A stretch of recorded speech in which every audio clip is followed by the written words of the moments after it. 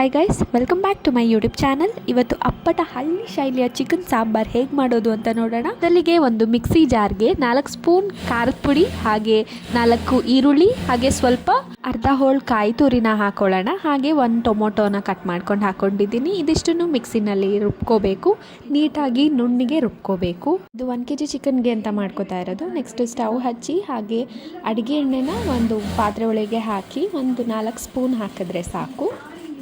Next ಸ್ವಲ್ಪ ಎಣ್ಣೆನ ಕಾಯೋದಕ್ಕೆ ಅಂತ ಬಿಡಿ. ಅದಾದಮೇಲೆ ಚಾಪ್ ಮಾಡಿರುವಂತಹ ಆನಿಯನ್ ಪೀಸಸ್ನ ಹಾಕಿ ಚೆನ್ನಾಗಿ ಫ್ರೈ ಮಾಡ್ಕೊಳ್ಳಿ. ಆನಿಯನ್ ಚೆನ್ನಾಗಿ ಬ್ರೌನಿಷ್ ಕಲರ್ಗೆ ಬರೋ ಥರ ಹಾಗೆ ಫ್ರೈ ಮಾಡ್ಕೊಳ್ಳಿ.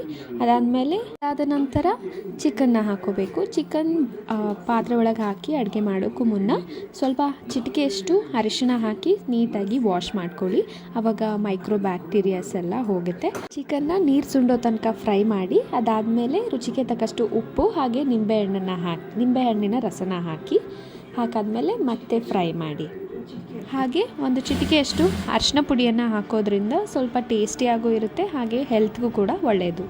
ಚಿಕನ್ ಎಲ್ಲ ಫ್ರೈ ಆದಮೇಲೆ ಆಗಲೇ ಮಸಾಲ ರುಬ್ಬಿಟ್ಕೊಂಡಿದ್ವಲ್ಲ ಅದನ್ನು ಆ್ಯಡ್ ಮಾಡ್ಕೊಳ್ಳಿ. ಅದಾದಮೇಲೆ ನೀರು ಹಾಕಿ, ನಿಮಗೆ ಗಟ್ಟಿ ಸಾಂಬಾರು ಬೇಕು ಅಂದರೆ ಸ್ವಲ್ಪ ಕಡಿಮೆ ಹಾಕ್ಕೊಳ್ಳಿ, ಇಲ್ಲ ನಿಮಗೆ ಸಾಂಬಾರು ತೆಳುವಾಗಿದ್ದರೆ ಇಷ್ಟ ಆಗುತ್ತೆ ಅಂದರೆ ಸ್ವಲ್ಪ ಜಾಸ್ತಿನೇ ನೀರು ಹಾಕಿ ಈ ಥರ 1-2 ಸಲ ಮಿಕ್ಸ್ ಮಾಡಿ. ವಾಟರ್, ಚಿಕನ್ ಮಸಾಲ ಎಲ್ಲ ಮಿಕ್ಸ್ ಆಗಲಿ ಕ್ಲೀನಾಗಿ.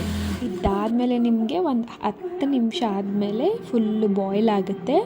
ಇದು ಕುದಿದಾದ್ಮೇಲೆ ಸ್ಮೆಲ್ ಹಾಗೆ ಘಮ ಘಮ ಅಂತ ಬರೋದಕ್ಕೆ ಸ್ಟಾರ್ಟ್ ಆಗುತ್ತೆ. ಅದಾದಮೇಲೆ ನಾನು ಕೊರಿಯಾಂಡರ್ ಮರ್ತೋಗಿದ್ದೆ ಆಗಲೇ ಅಂತ, ಹೀಗೆ ನೋಡೋದಕ್ಕೂ ಚೆನ್ನಾಗಿರುತ್ತೆ, ಟೇಸ್ಟು ಚೆನ್ನಾಗಿರುತ್ತೆ ಅಂತ ಕೊರಿಯಾಂಡರ್ನ ತುಂಬ ಸಣ್ಣದಾಗಿ ಚಾಪ್ ಮಾಡಿ ಹಾಕ್ಕೊಂಡಿದ್ದೀನಿ. ಸೊ ಫೈನಲಿ ನಮ್ಮ ಚಿಕನ್ ಸಾಂಬಾರು ರೆಡಿ ಆಯಿತು. ಬಿಸಿ ರೈಸ್ ಜೊತೆ ಇಲ್ಲಾಂದರೆ ರಾಗಿ ಮುದ್ದೆ ಜೊತೆ ತಿಂದರೆ ತುಂಬಾ ಟೇಸ್ಟಿಯಾಗಿರುತ್ತೆ.